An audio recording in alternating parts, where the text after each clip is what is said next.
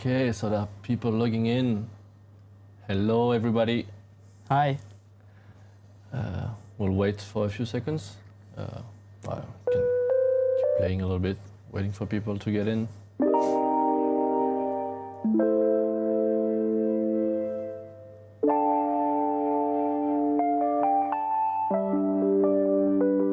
Hallo Kiki, Wisconsin, Germany.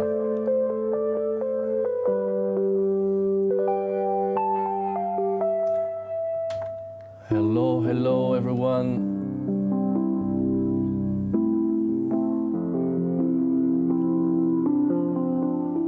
Baltimore, Uzbekistan. Nice. People from everywhere. Yeah. Greetings and welcome, everybody.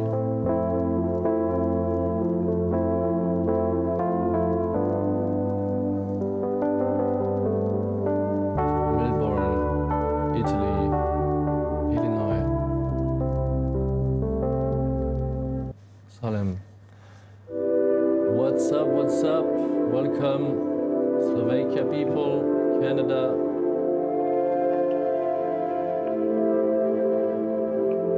Why didn't I live stream Pigment 6? We did one Pigment 6 live stream. I wasn't here. I was in London. Let's go? We good? Yeah. So, hello everyone. Nice to have you for another live stream. Today I'm with Christophe for the first time, I think. Yeah, first time here, first time live streaming. Glad to be here. Yeah. So today we go for a little live stream for V Collection 11. So today we wanted to focus on two new instruments. So today we'll start with Lo-Fi, and I will try to question Christophe about each and every detail of the product. So basically we'll try to do a tour of the instrument and show you some tips and tricks that haven't been covered by other YouTubers and so on. Hello Philippines, hello UK. And also we'll talk about the Jup-8000 for a while. So we have roughly 1 hour, so we'll start with probably with Lo-Fi, and then we'll jump back to the JP. So where do we start? Maybe we can give you a little bit of context about Lo-Fi. So, you know, V Collection, we started with a lot of synths, we added some keys, keyboards and so on. Then we added augmented. And we really wanted to explore new stuff, new instruments. And, you know, we kind of had a lot of debate on what type of instruments we could introduce in V Collection. How can we, you know, bring versatility, diversity, and also being true to ourselves, you know, not try. We really didn't want to do just content-based instruments. And at some point we discussed, you know, can we blend, you know, use cases or aesthetics, you know, stuff like that, that can be really useful, and that as a producer, you know, when you would like to go for this or that, you know. And yeah, and basically brainstorming with Christophe, at some point he brought the idea of doing a lo-fi synth. Last a year and a half or something. Probably, yeah, more than a year. Yeah.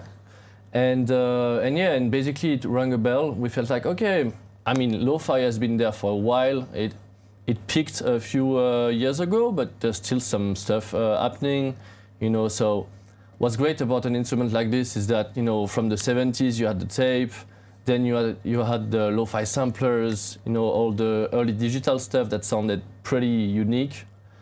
Then, you know, during maybe a bit before COVID, let's say early 2000, we had hip hop, SP1200, MPC grain, stuff like that. And then later, like lo-fi, let's say youngster lo-fi, music to study and relax. And recently, liminal ambient. So there's a lot happening in those like registers, and to explore in terms of timbre. So this was basically the first idea. And For the next V collections, hopefully we'll bring you new instruments like this. So this is the first one, basically. Yeah, what I can add is that I was personally shocked about like acid V. When acid V got out, it really had a strong aesthetic, and I wanted to have a product that is really strong as well on the aesthetic, and I felt like lo-fi was one of the strongest as a candidate. And not only you can serve like all kind of lo-fi music, but you can also do like different kind of music with lo-fi sounds, such as trap, R&B, even EDM and pop. Yeah, electronica. This was the interesting part, you know. We have a lot of nostalgics about synths in our customer base, and also we want, you know, to refresh the sounds we can make and approach new music genres and so on. So this was a really good candidate, because I think even if you're like into 80s electronica or hip hop 2000 or like very recent lo-fi hip hop or liminal ambient, well, I think there is a territory that will make people agree on that, you know. So so that's pretty cool. And yeah, basically VC11, a lot of work has been going on for us. We're kind of exhausted, but really happy at the same time. So I hope that you appreciate what you've been discovering. And here we are going to chime in a little bit on Pure LoFi. So should we get started maybe? Yeah, let's jump onto the product. Yeah, maybe we can just give a little bit more context on, you know, what did we want to make here with the instruments, you know, how to make lo-fi, basically, what did we identify as great things to put in the product and so on, you know. So when we thought about making a lo-fi product, we were asking ourselves what makes a sound lo-fi, and we were also looking back at our history with the V collection. For example, we had like the Mellotron, which is a very strong candidate about making lo-fi tape-ish sounds. And this is one of the strong direction we wanted to explore. And then looking at the early 90s and 20s, there were all like digital degradation that also could qualify as being lo-fi, so 8-bit stuff, downsampling, and stuff like that. And even graphically, we tried to explore with the visualizer on the top of the interface what was lo-fi. And packed with that, we tried to come up with a synth sound that provided sound that are already rich in character or rich in lo-fi-ness. And yes, basically this is how we got it with lo-fi. And then we tried to make sure that the workflow was as simple as possible for the user to get a perfect lo-fi sound that can fit various genres. Yeah, because if you look at the market, there are quite a few competitors here, but you know, most of them are just like sample based. You have like lo-fi samples and you play them, basically, you know. So we really wanted to be deeper than this, you know, because we are Arturia and we love hardware and you know the background. And so that's why we try to figure a way to mix, let's say, tape processing and also like lo-fi samplers and so on. So that's why we divided, let's say, the work in two areas. We have the engines that can do several different things, and for each engines we can set different modes like EMU, SP1200 and so on, and color the sound in various ways, let's say more digital. And then we have the lo-fi processor on the other hand. And this is more like the tape thing, but it does way more. And we really started with this, and then we really wanted to make something that is like simple, easy to use, and quick to get satisfying results. So yeah, maybe you want to start by showing maybe a bit what is in the engine side or something? Yeah, but we can do a quick tour of what's inside the instrument, what builds the core sound. So there is 2 engine slots, so each can load up to 3 different types. So rhetoric instrument, creative sampler, and lo-fi oscillator. Then a noise oscillator that can either do texture or transient to layer on top of your sounds. And a filter that can be either clean, analog, or lo-fi. And at the end of the audio pass, we have like the lo-fi processor, sorry. So inside the lo-fi processor, we have a dedicated amount, lo-fi amount that can basically raise the amount of lo-fi you are playing to your sound with several different colors that you can apply here. Yeah, maybe it's worth mentioning that this lo-fi processor comes on top of everything, right? So it kind of glues together the different sounds you're building together. Yeah, so let's jump in. I'd like to talk a bit about the realistic instrument first. So what's inside is a multi-sample engine. I noticed that a lot of different sound in lo-fi are quite muffled, warm, very low or medium frequency oriented, and that's why I selected myself some different pianos that I can play. So the first one is the felt piano, and you can be able to hear how warm it is. So it's worth mentioning that it's multi-samples. Yeah. So in the multi-samples, we didn't really search for something very precise, you know. We really wanted something humble and assume the simplicity and texture it, you know.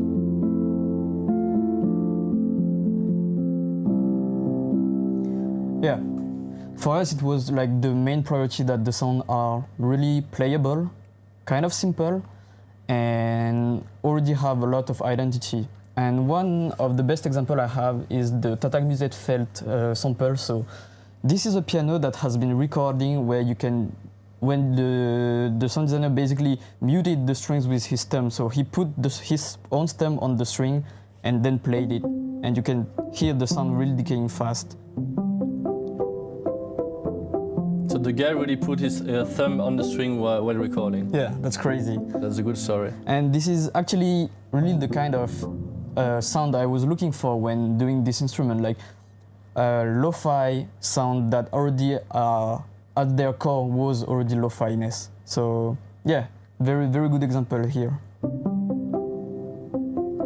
Yeah, so also it's worth mentioning, you know, we have a part of the instrument that is like content-based, you know, like multi-samples and so on, because you need that, and we really wanted to have acoustic sounds.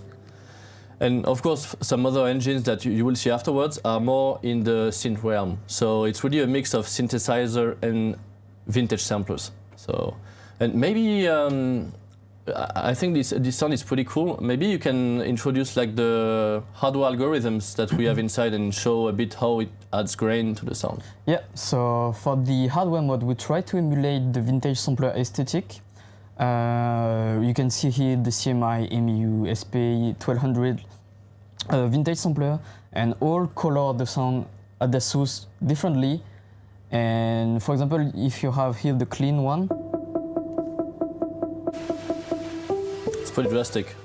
Yeah, it's quite aggressive, and depending on the mode, it goes quite deep, because here you can hear it's quite subtle, but as soon as you go lower, oh yeah, you have a lot of different artifacts. Yeah, so depending on the algorithms, the coloration may occur at a different place. Exactly. Yeah. And it kind of emulate the way you would transpose a sample when you play it with the vintage sampler. Yeah, a bit like hip-hop producers who were like recording the vinyls super fast because they had limited memory. And then they would transpose down the samples in the SP1200, and yeah. this would create this hiss artifacts. Yeah, yeah. Yeah. And then we spent some time trying to create some artificial custom modes. So this is really use case oriented with different colors and aesthetic that you would go for. So for example, this one, you can hear the really high ringing at the high end.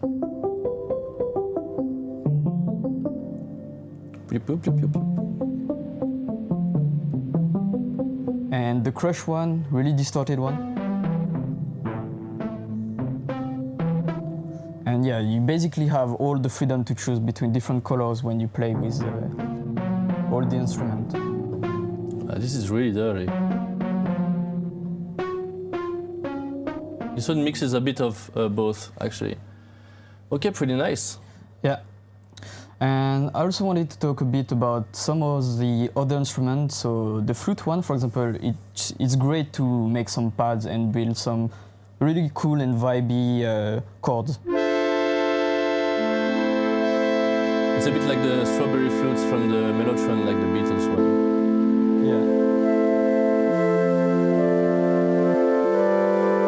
This algorithm is more bright than the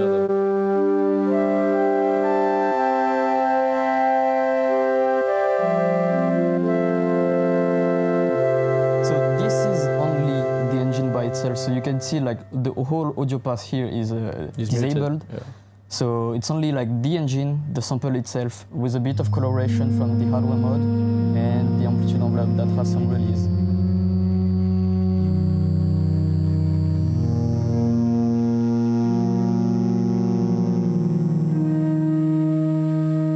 You can hear it pretty well, actually. Yeah. Then I wanted to show you a bit of the plug strings instrument that we provided for this synth. So there is, for example, the koto.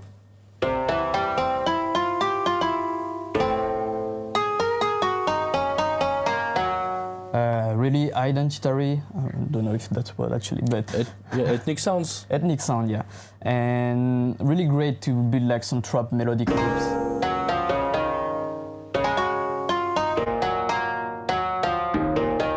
So you have other ethnic sounds like. Yeah, we can dive deeper, for example, with this instrument, the gukin.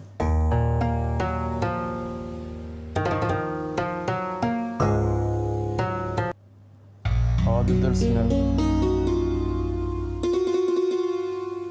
And we can go beyond. I think we have like a pan drum here, which is really great as well. And this, when you layer that with other kind of mallet or bells, it really creates a strong identity for your sound. So Nice. that was it for the realistic instrument. Then I wanted to showcase a bit the creative sampler and why we decided to put another sampler on top of the multi-sample instrument. And the idea here is that you can load up to 5 samples and be able to play them in round robin or random order. So each one of your keys would trigger like a different sample, and you can bring like different sound each time you play a chord. For example, the preset Faded Chimes made by Laura Kachik actually use this method, and you can hear like each time I press the chord, it doesn't have the same sound, and it creates really an interesting timbre.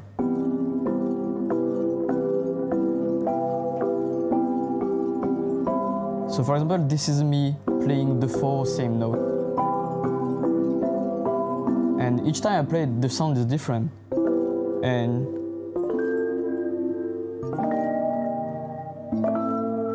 And yeah, you can basically create really cool melodic nap with it. So that's basically the opposite of the multi-sample engine, where in the multi-sample engine you want some kind of fidelity and then make it dirty. And here it's quite the opposite. You assume that it's really simple and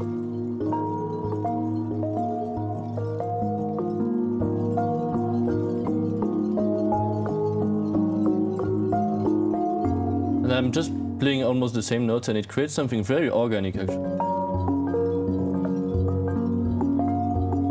Here I'm only playing 4 notes. It's really rewarding. Yeah. You know. Yeah, again, the whole point was that from this instrument, we wanted sounds that are very deep in timbre, and we felt like the need of having like more complexity than just a clean sampler that can only play one sample. And yeah, this was a way. A second way that we wanted to expand is that being able to loop within the sampler sample itself and play in reverse, for example. And one of the sounds I actually made is the ice roads. So it's basically a road layered with a creative sampler that plays some samples in reverse. And you can hear like the top layer on sustain note goes a bit like a crystal reverse sound, I can say.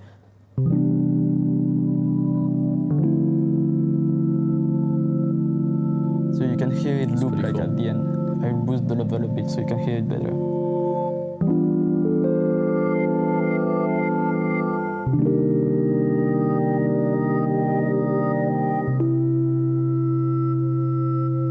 That's pretty nice, you know.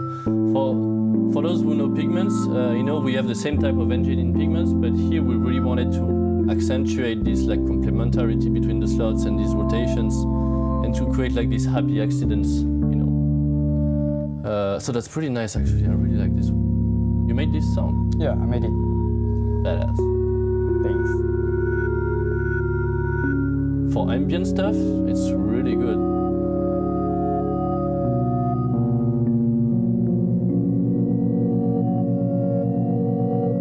Yeah, it makes you want just like put down some notes and hold them and just listen to what it does. You know, it's good for people who are not really good with keyboard. You know. Exactly. Yeah. Then I wanted to talk about the LoFi oscillator. So for this one, it's a bit what Edouard mentioned at the beginning. We still want it to be a bit like not just a sampler, but as also like a really synth, and so you can play with some parameters and have full control over your sound. So here it's a wavetable engine that we also took from Pigment and tweaked it a bit, so it's really lo-fi oriented, and we actually provided a lot of different waveforms. Some of them are actually sampled from the V Collection instrument itself, and it was impressive how fast, just giving a direction, you can achieve like a targeted sound. For example, one of the waveform I really love is the CEST V, the sine to triangle morph. So when you raise the timbre, it mixes a bit the sine with the triangle of the CEST and gives you very interesting timbre. Yeah, the triangle of the CEST is insane.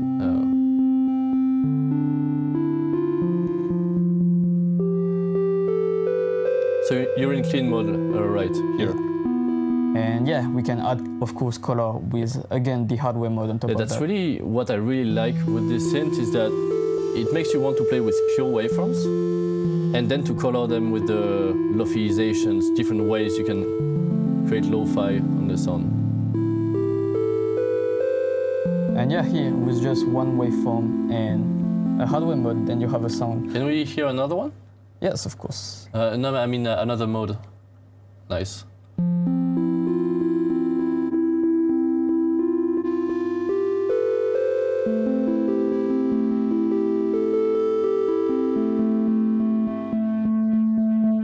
And yeah, not to mention the top layer, the lo-fi processor, that also add instant lo-fi.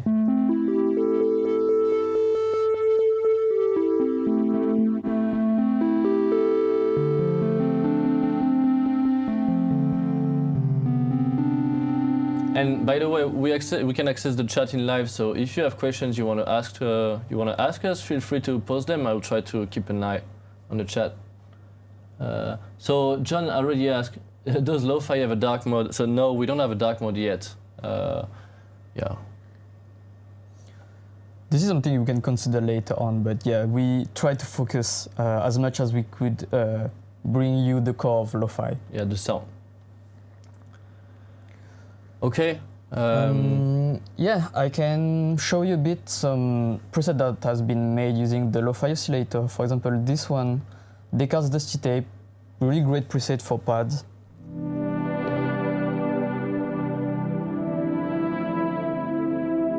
Yeah, if you're doing ambient stuff.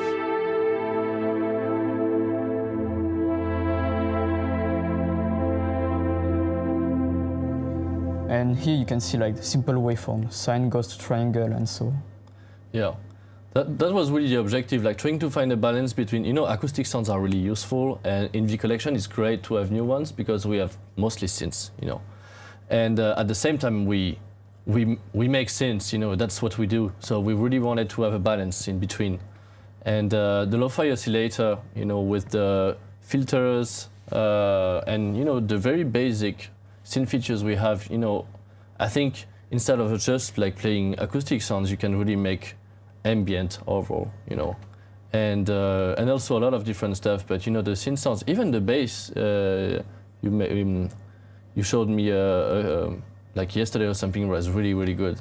Yeah. Is it this one? Yeah, it's this one actually. So okay. This is again a bass patch that I made, which I call Perfect Sub, because actually, when I think about making a sub-basses, it's never just a pure sine. It's always like a sine with a bit of harmonic content. And yeah, basically Pure LoFi is great in adding this kind of harmonics and artifact onto a sub. So let's listen to the preset. Wait a bit. I actually messed this up. I guess you need headphones for this one. And here again, you can play with different coloration mode. This goes 80s all the way, the CMI. Yeah. And if you really want to beef the sound up, you can use the filter section here, and for example here, the lo-fi filter, be careful, it's going to be drastic, which actually acts as a downsampler.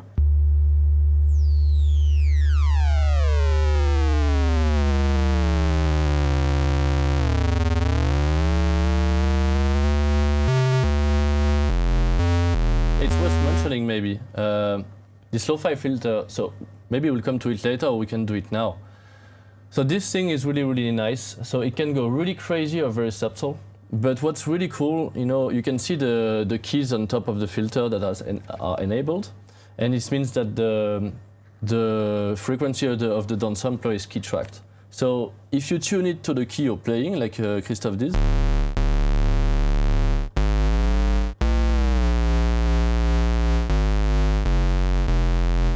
you can actually play the timbre that you create with the filter. And it's super, super like, so if you go really down close from your fundamental, it will create a very, very like hardcore effect. And if you stay a bit higher, like 2 octaves higher, it will be a bit more subtle. But depending on where you fiddle the frequency, then you will be able to play a timbre on top. You know, you could use a sine wave and use this on top, and you will create a very unique sound. Yeah. And that's pretty good, actually. And this filter actually has been like fed up with some more processing, and we added like a post filter to it, for example, that allows to basically calm down the sound because it's very aggressive when you go very low in downsampling. And here you can retrieve all the sub-content without the harmonic content taking over. So you create, you start from a sine wave, you create some timbre and you reshape it. It's pretty good, so you can make some space. I really like it.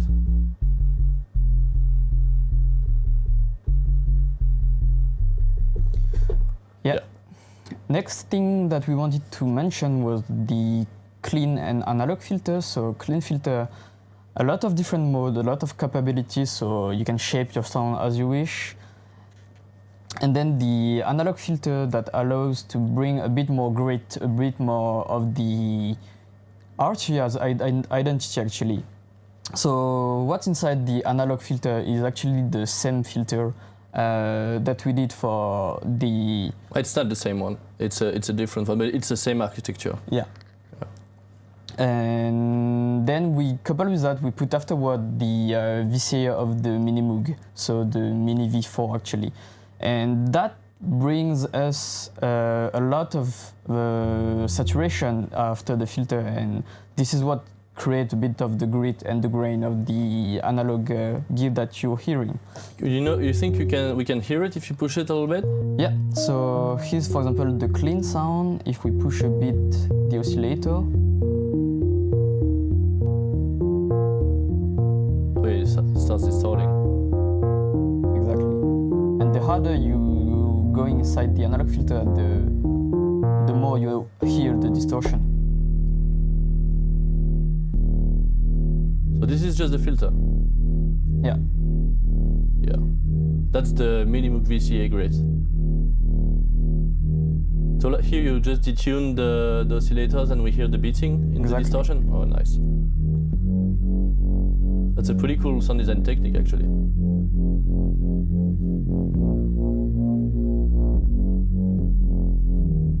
And the more you detune it, the faster the beating.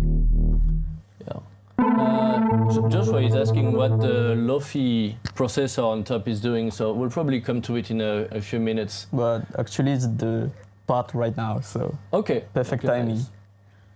So the LoFi processor, a bit deep, this is probably what has the most value inside the product.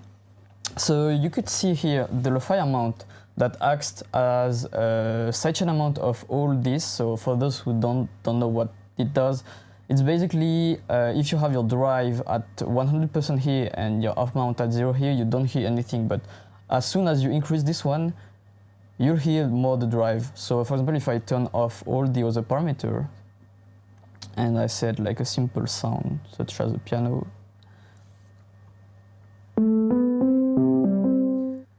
It's really loud. And I increase the LoFi amount.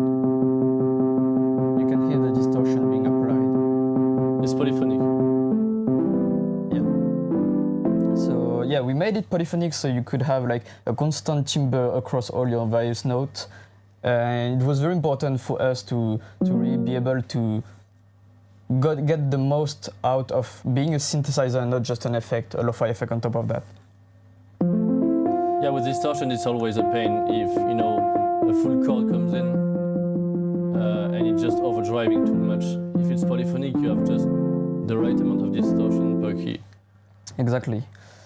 And this is a bit like based, the whole process actually is a bit based on a tape machine, so asset coming from tape lo-fi and Mellotron itself. And we built upon that, and for example, we bring out the speaker macro, which is a convolution that applies like the frequency response of old gear, such as old emulation, old speaker. And depending on the mode here, you'll be able to load a different distortion algorithm, different IR, so impulse response of different machine and gear that we emulate with that.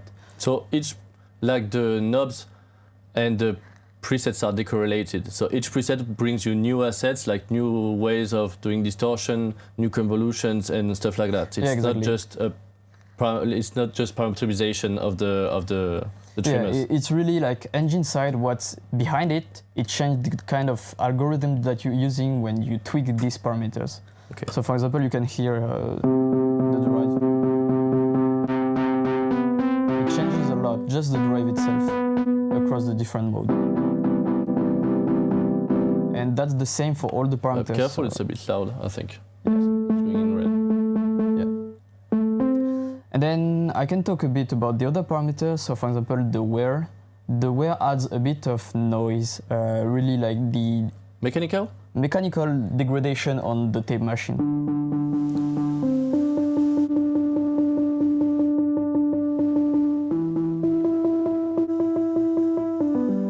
And again, the lo-fi amount acts as a macro of all the parameters that are here.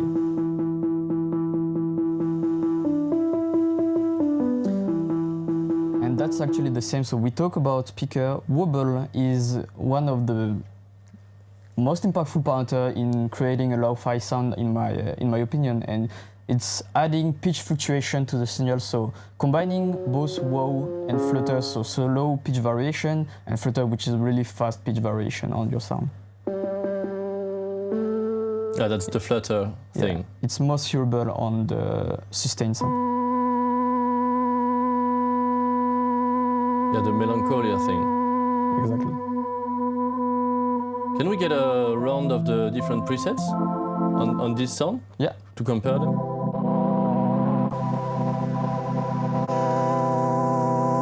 So you can see, for example, this one is a lot more gritty than the next one.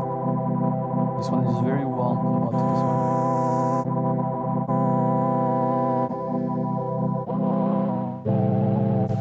And this is really the cherry on the cake, you know. We try to put together things that make sense and that create a very strong first layer in your sound, you know.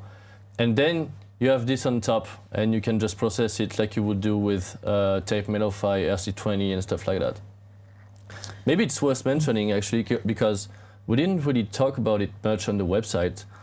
But if you want to, you know, customize your sounds, like load, I don't know, a breakbeat, your own sample libraries, sampling something at home and stuff like that, you can actually import your sounds in the engine, right? Yeah.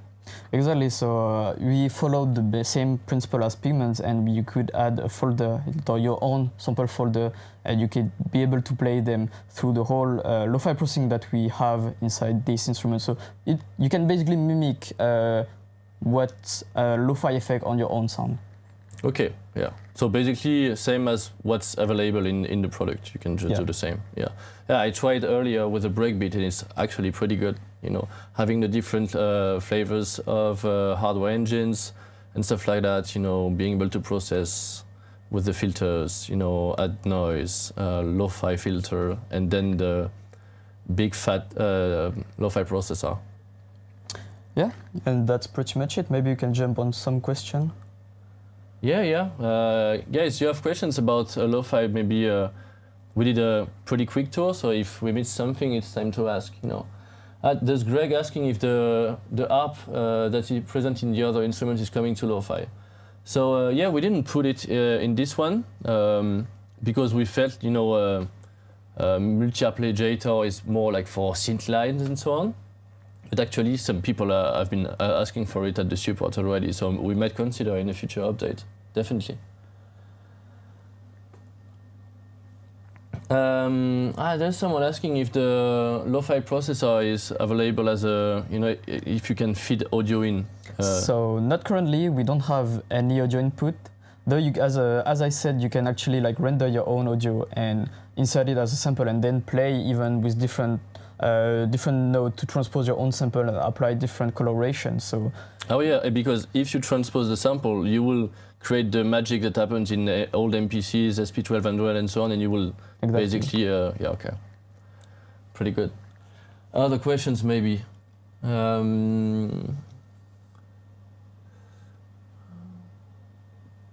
Someone is asking if it's going to be available on Splice. I guess it will come later, after the launch and something. I don't remember the date, to be honest, but we are partners with Splice, so at some point it's going to come.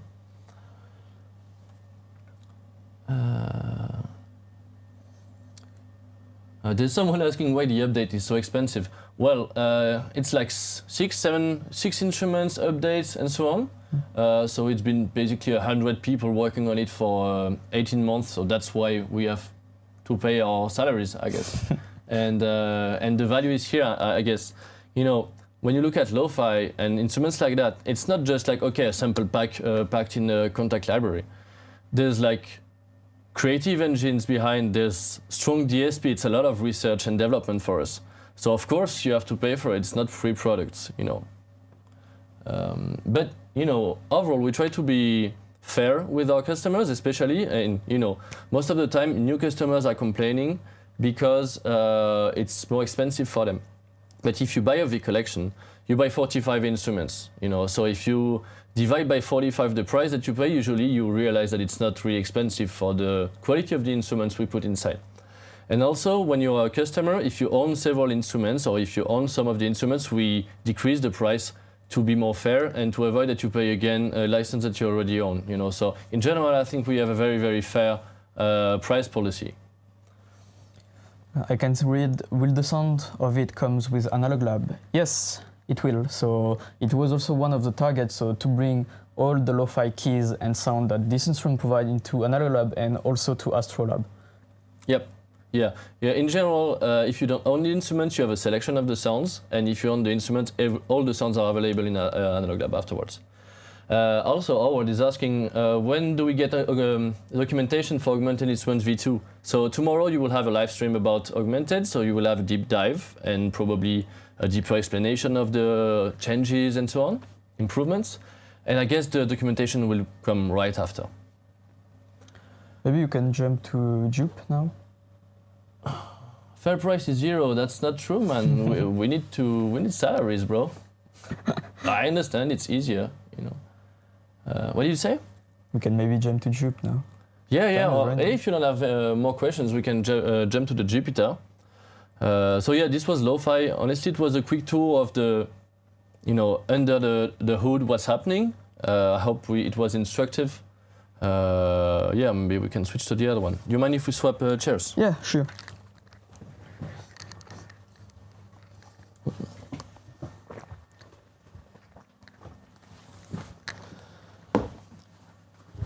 Yeah.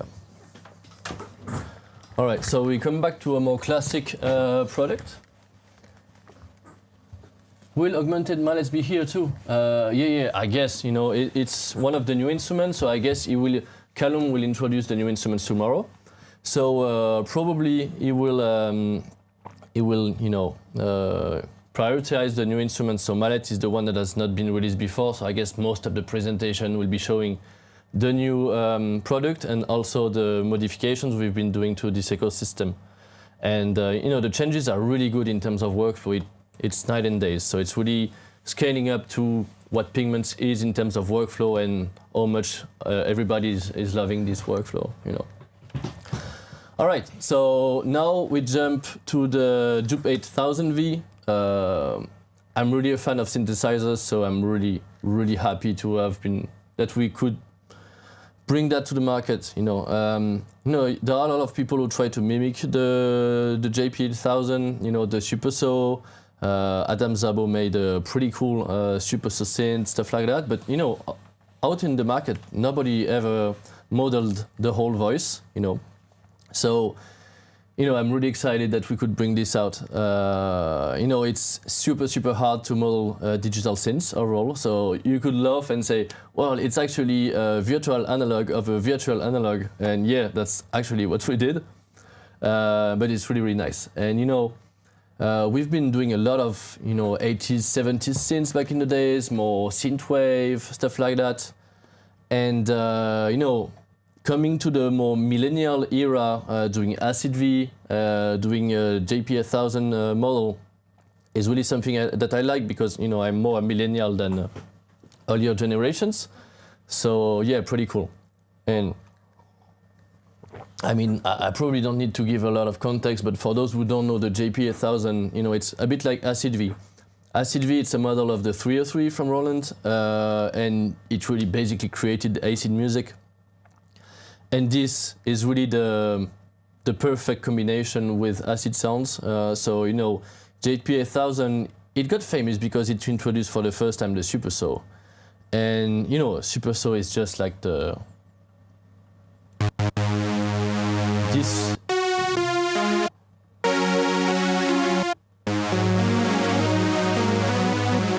So like this, you know, it sounds like a unison, but it's a pretty particular unison. And this sound has been used in you know, trance music, Eurodance, a lot, extensively actually. And during the early 2000s, it was really a sound that you heard in most trance, club, EDM nights and so on. So it's really a staple in electronic music. And yeah, what can I say? So here you can notice it's not bitimbral. The original synth is bitimbral. And so what I wanted to do with this synth, you know, is really make it super easy to use and quick, you know. And of course, bitimbrality is really nice when you play the presets, but often it creates a little bit more, it slows a little bit the workflow, you know. And I really wanted to have something simpler. So if you look at the original machine, it looks a bit different, of course. So, you know, we try to remix a little bit the interface with Daniel and try to simplify a little bit. We took a bit of the good things there are in the Jupiter 8 and so on to improve the layout. And honestly, we came with something that is very clear, very easy. And of course, when you make a new interface, well, there are so many functions on the original that are, you know, not there. So you have to come up with something a little bit new, you know. You could also mention about Analog Lab. The fact that you can already load inside Analog Lab 2 parts. Oh yeah. Definitely. Like if you want to do bitimbrality in Analog Lab, you can just load part one preset, part two second preset, and boom, you have dual classic bitimbrality. You know, and you know my point also is when you use it in a DAW, you know, usually you want to be able to split the tracks and to process them independently. So you know, going for monotimbrality to me is really more straightforward, and I prefer to work that way in a DAW. So of course, if you really love the hardware, you might be disappointed, but you can still go for Analog Lab or creating 2 tracks and do some splits and stuff like that, you know. Yeah, so are there some questions already? Not yet, I think. I've been reading some of them and... Okay, cool.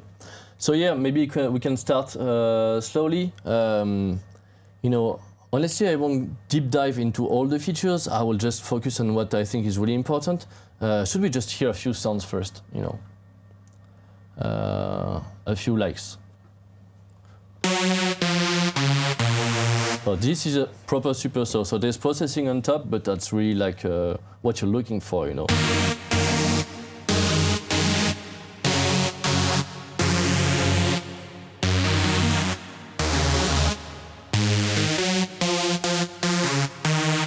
Really made the video game sound.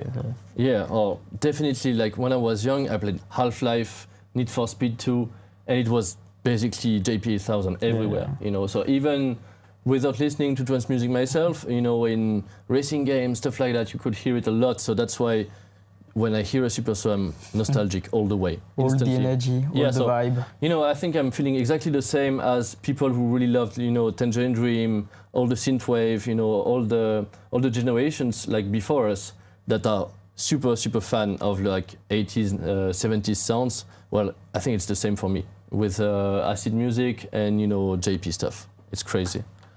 Let's go for another sound.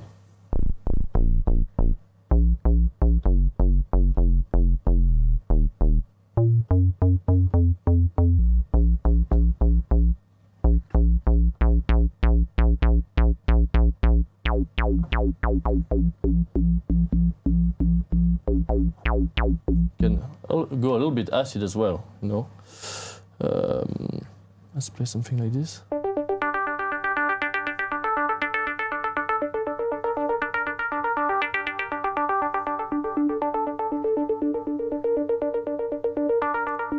So this, when I hear that, I feel like I'm turning on my PlayStation 2 or PlayStation 1, I don't remember, and that I'm in the, you know, the titles of Need for Speed 2 actually.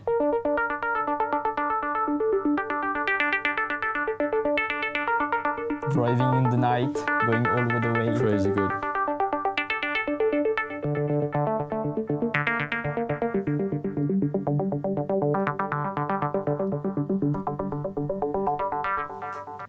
Crazy good. Same thing for that, you know.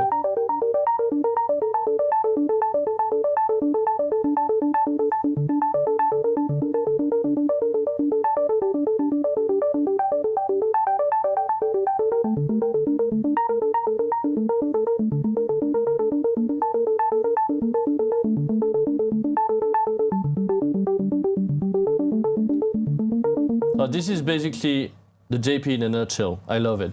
I love it, you know. What else did I select? Okay, so you can also go crazy. You can see like the tone knob up to the max, so it's really useful, this tone thing. What does it do? Huh? What does the tone section do? It was on the original, we modeled it, and it's basically 2 shelves. And the treble one, you will always use it to put your sound up front, you know. Sometimes you try to nail a sound, maybe I'll find another one. Okay, so this is like pretty normal. And if you raise the treble, I think it was a trick that was used all the time. All of a sudden, it's up front and, you know. So it's not complicated, but it just does the thing, you know. Sometimes you try to make a sound, to replicate one, and this is missing, and here it's just one click. Easy trick to have in-your-face sound. In your face.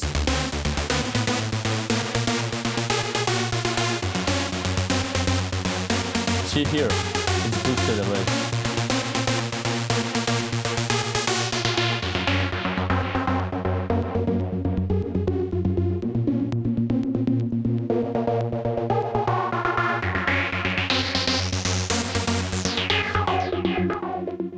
Perfect. I love it. You know, that's the point with the JP, you know. You could do this with Serum and so on, but it will take time. And afterwards, we'll explore a little bit the features, but, you know, it's really quick to do it. Instantly, you get the sound that you like. And that's really the big selling point to me, you know.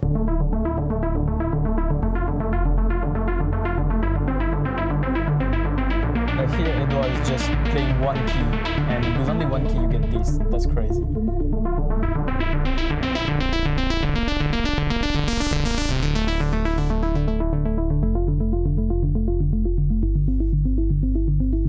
So I love this. This is.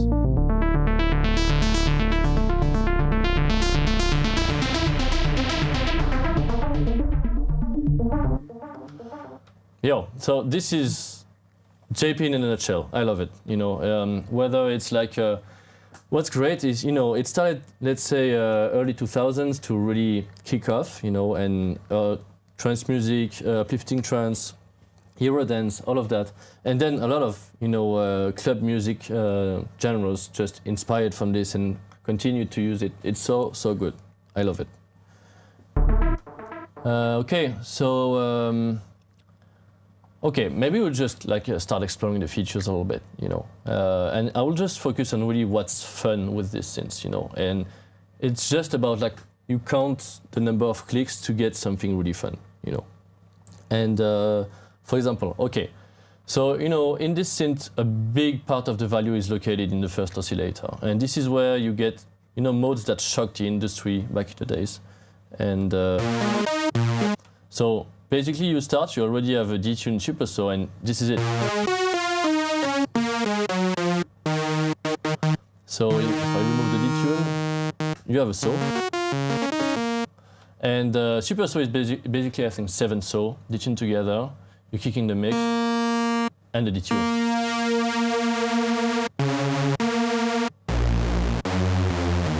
So you have either like super fat bass, or either like it's very fat sound directly with 2 click. Perfect.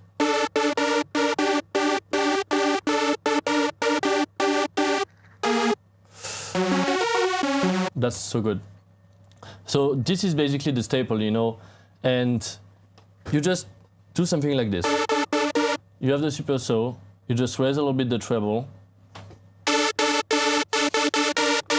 and then it pierces through the mix. Yeah, and this great. is exactly what you're looking for when you want this type of sonorities, you know.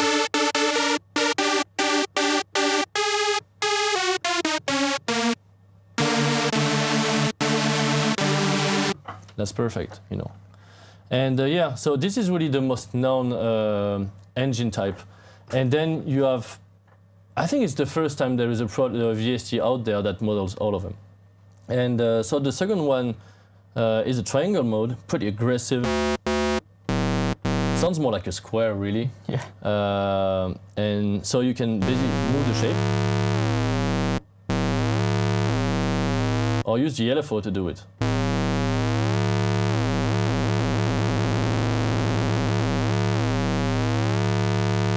And this one is really good, actually. Action movie now. Yeah, and what's really crazy with this one is that it sounded super modern, and you know it was not like a wavetable, like let's say Massive era stuff like that, and it was still very chemical compared for a VA. I mean, you know, for a VA you don't really expect stuff like that. Then there's the noise oscillator, which basically does noise, but what's interesting is that you can tune the noise and make it resonant. So if I raise the resonance, it whistles. And then you can play it.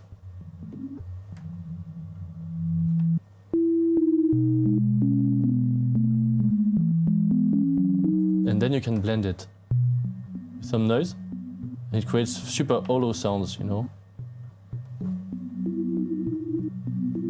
And this is really good to layer with the second oscillator. You just have to tune it by ear, you know, you just find the sweet spot, and it works really well. You can do pretty hollow sounds. I could find some later on to show you. Then we can jump to the feedback oscillator. This one is crazy. It's really the most chemical one from the synth. So dry, it sounds like this, some kind of saw or something.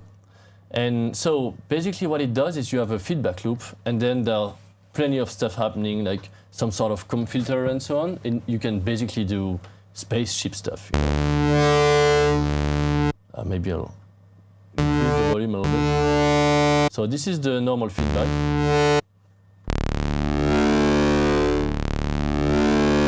It almost sounds like dubstep already, you know. Yeah, one slide. But you have to see that afterwards. If you move the harmonic thing, you're like, okay.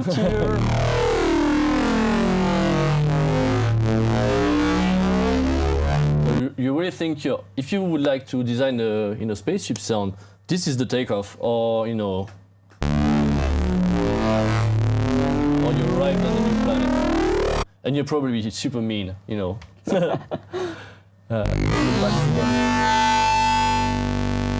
Yeah, this one is really ace, you know. Anyways, and so this one is really special, you know. I think the supersaw, the triangle mode, and the feedback oscillator are really special. Of course, then you have a square, you know, a simple square.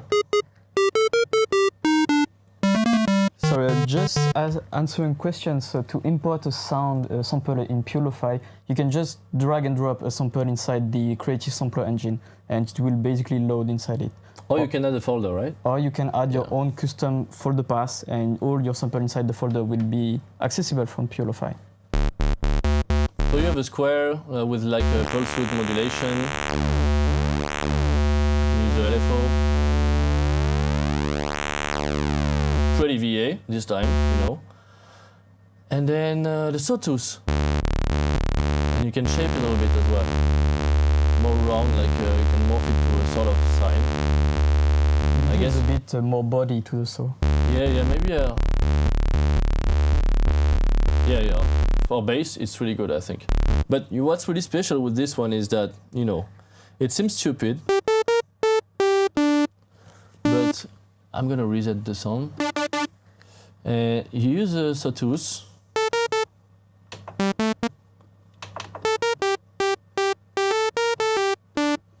And then you boost the treble. It gets aggressive. You put a little bit of reverb.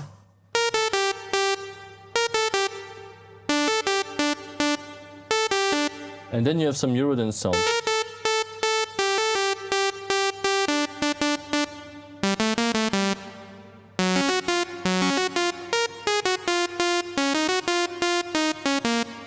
And then you have some cheesy lead, you know, but you know, it's 2 clicks. I love it. Actually, you can go even deeper with loading your sequence with this kind of sound.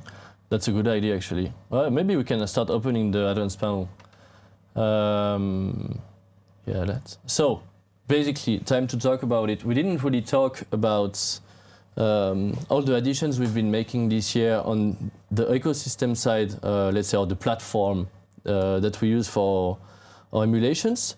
But we have a brand new advanced panel with, basically, we took what was great in Pigments and we put it here. And so now we have a sort of MIDI section where on this instrument you have a brand new sequencer. Where you can find some cool sequences, you know. And you can import your own, you can drag and drop, you can save. So we really wanted to have this because we wanted the instant reward of having a stupid but really fun sequence by pressing one key, you know.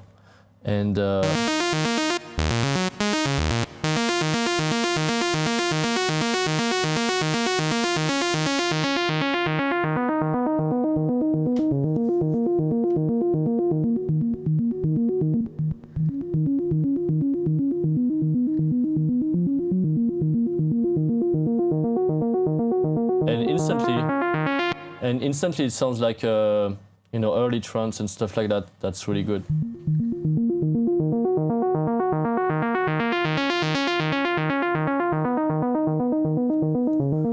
So yeah, so we have this sequencer, and you know, there are plenty of patterns, different things, arpeggios, bass lines, chords, and you can explore this, and you know, it's really gratifying because you can have fun. Florian, the sound designer, who did an insane job on this, you know, prepared some cool sequences.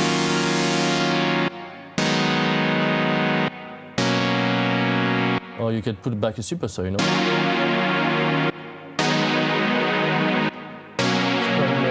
Sounds. And then if you want to cheat again, you know, and make it really quick, you just kick in the trumpet. Can you even remove the click? So I think we'll put in the FAQ all the shortcuts we have, but like the piano roll is really, really nice. It's basically at a DAW level, so if you want to edit the sequences, it's really easy.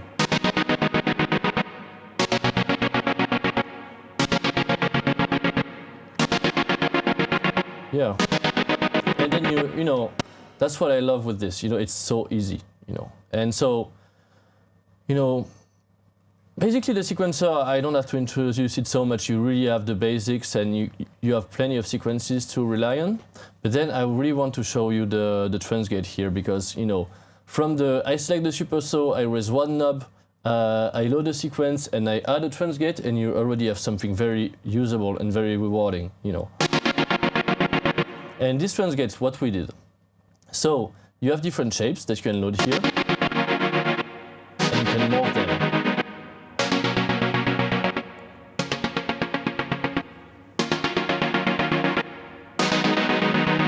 That's pretty good to create build-ups, you know. So the very thin when you need it to be more quiet, and then progressively you raise the morph and it takes more space, more space, more space. Yeah, perfect destination for automation. Yeah, and we also added a ratchet.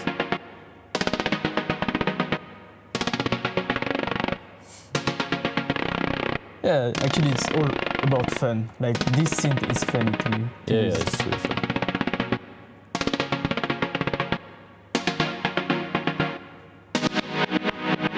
And this one, the rise, is really creating reverse sounds. It's really fun as well.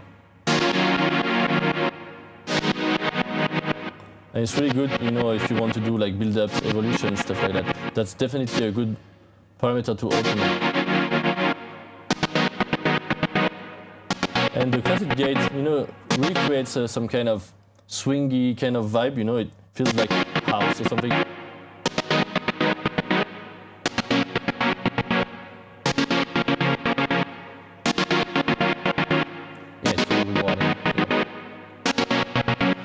And yeah, I mean, that's really instant reward. And then, you know, we added, basically, we added like a lot of effects here. So you have 4 slots and you can even go more crazy, you know. So that's supersaw, and I can add even more like unison. I'll use the sawtooth and replace and retrig all the voices together.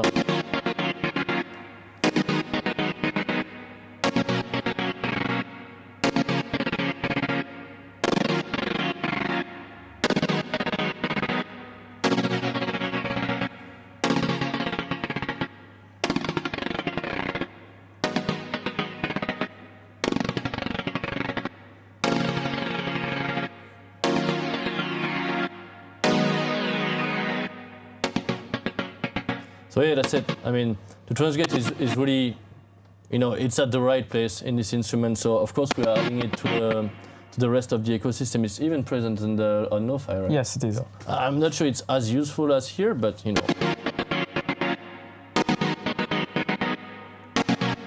But yeah, and you know, so I showed you most of the engines, and also a really cool thing to look at is all the cross-modulation functions that you have here. So you can have your 2 oscillators interacting together. And so I've seen on internet actually people saying, oh, we didn't model the wide mode and so on. So we actually, the original second oscillator could go from 0 to 24 semitones or something. And you had a mode to be able to go up to 48, and we just increased the range to 48. By default, you don't have to use any command or any mode. It just simplified the way it works. And maybe I can just find a preset that uses cross mode and so on. Is there something like some preset called FM thing? Okay, aggressive FM. Let's try it. So this patch is basically cross-modulating both oscillators together, so.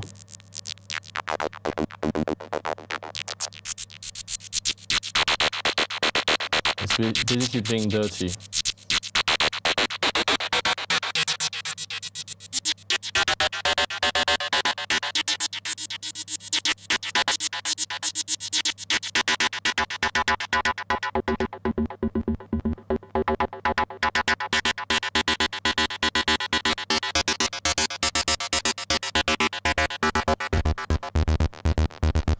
Yeah, and you have also ring modulation. So I need to hear the second one. So supposedly if I change the pitch to the first oscillator here, it will change the timbre of the second one. And you can have a second sort of, modulation, and you can actually combine both to create chemical sounds, You could even add a synchronization to destroy even more, Lots of cross-modulation possibilities. Yeah, it's cross-modulation, and so on. But if you do sound design and stuff, you know, it can get really useful to be able to do all of this sort of thing.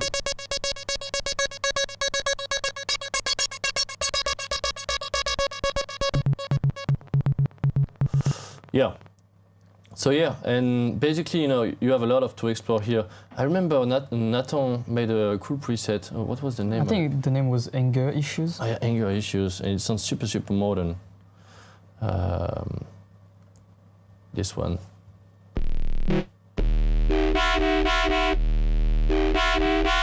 So that's basically FM talking here.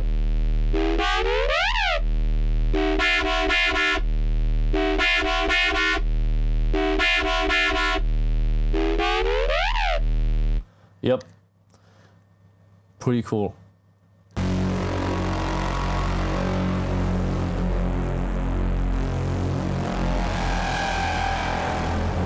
Pretty badass as well.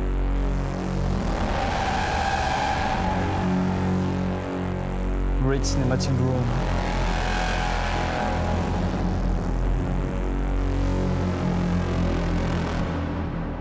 Yep. Yeah, this is basically then, you know, you can assign envelopes to the Xmod and so on, and automate, you know, these timbre changes. What was the name? I modified a preset actually. I found Ultra Riser. Yeah. So Gustavo, a good collaborator of us, you know, created some sounds for the tutorial, and I modified this preset to do cross modulation and everything at the same time. And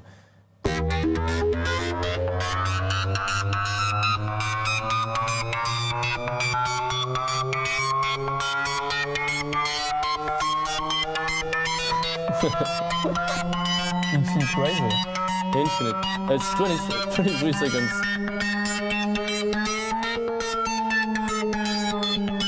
And decay. Insane. And you know, that's crazy because that's a VA synth and you can make sounds like this and it's really futuristic.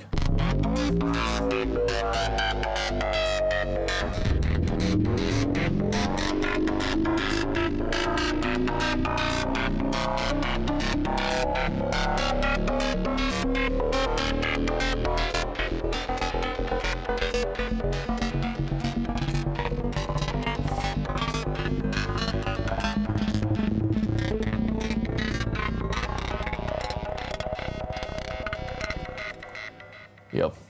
Pretty badass, huh? Yeah. Do people have some questions here? I haven't found any. Well, maybe you can actually tell them. So I think I did a quick tour of the synth. You know, I could go deeper in different sections. Actually, if you want, if you have a specific question about the product, we could just check right now. That's downright grimy. Yes. Actually, there's a good question here. Joshua is asking, he would be happy that we do a Commodore 64 in the collection one day. So maybe I have a good story about that. So, you know, in the collections we have the SQ80. And the SQ80 actually is using exactly the same chip that you can find in the Commodore 64. I think it's the DOC chip. And so the guy who created Ensoniq, who developed the SQ80, were actually the guys who developed the chip for the Commodore, the DOC chip. And then they left the company at some point and they created Ensoniq. And they used the same chip to create the SQ80. So if you want to find a little bit of the grain that you can find in Commodores, I think it's exactly the same chip that generates the audio. So that's for the story. That's downright grimy, yeah.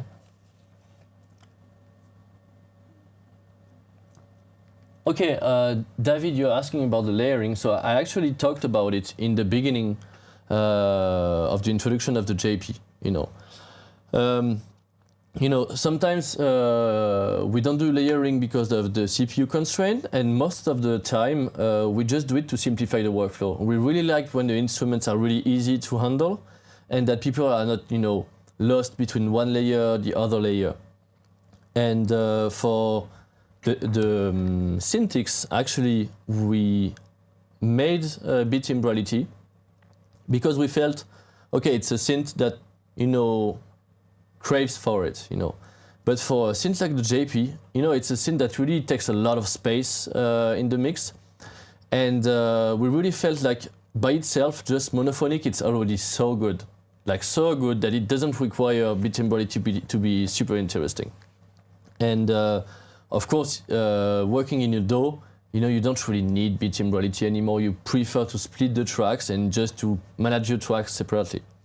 But if you really want, or you're really looking for it, maybe as a keyboardist or something, you know, you can definitely load singles in Analog Lab, and part one having one patch, part two having a second patch, and then you have basically your bit timbrality back and running, you know. So that's the point. Yeah.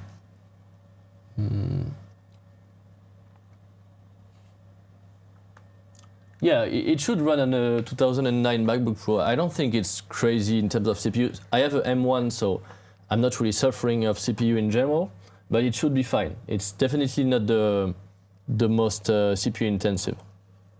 We try to improve ourselves on the CPU overall. We know that historically our plugins consume a lot, so yeah. That's GA, basically, you know. It's always tough with CPU, especially when you model things, because you know, the closer you come from the realistic instrument, the more CPU it involves.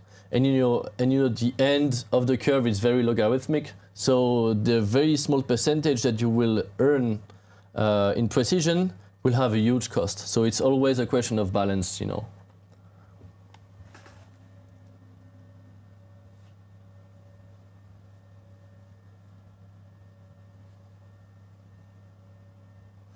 Yep, I'm looking if there are more questions coming in.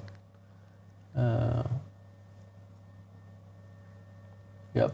Thanks, David, for your question. Yeah. I didn't really get your question about the JX10 and... maybe it's about our version of the Jup-8000, you know. Well, I think this one is pretty okay. So the Jup-8000 is actually a bit more CPU consuming, and it's mostly because of the filter. So, you know, anything that is not linear is taking more CPU.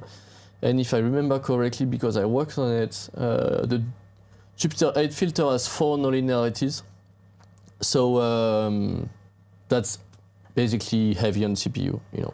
So I think you have 1 in the feed forward, and you have 3 in the feedback loop. So that's why it's taking a lot of CPU. And so then, you know, if we decrease a little bit the quality, then we are not up to the standard we want to have. You know, we really try to improve a lot the quality of our emulations during like the last 6-7 years, you know, and I hope that you can feel it actually. So also it has a little bit of an implication on the CPU sometimes. Question specific for you. Did you choose your shirt to match the aesthetic of Pure LoFi? The what? Did you choose your shirt to match the aesthetic? Of course Pure I LoFi? did. No, I did not. Yeah. He's just a chill guy. That's a touchy question, Mr. Brown. You know, they don't really appreciate actually us modding their instruments, of course, but we have a framework where we can operate. You know, for example, with Korg, we just license the brand, and we can actually call it Korg. And so we give them money, and Roland doesn't really want. So as soon as we have strong differentiation between the products and that it's not misleading, they are fine with it. And that's basically how it works, you know. So we discuss with them, of course. Yeah. So I think that's it. I think most of the questions have been thrown in the chat. We kept an eye, so I don't think we missed much. So thank you for tuning in. So it was a bit short, maybe to cover 2 instruments. We could have go a little bit more in details, but still very good and very proud to introduce you to these instruments. It's been quite a labor, 18 months working on those. So it's really rewarding to see the reactions. Your love and the art you make is really the deepest source of motivation we can get, to continue.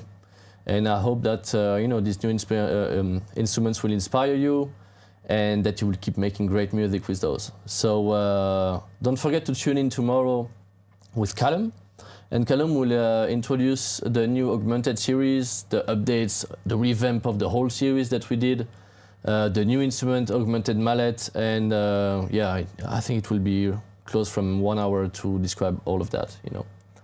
So pretty cool. So I mean, thank you again. I hope that you really liked the update overall.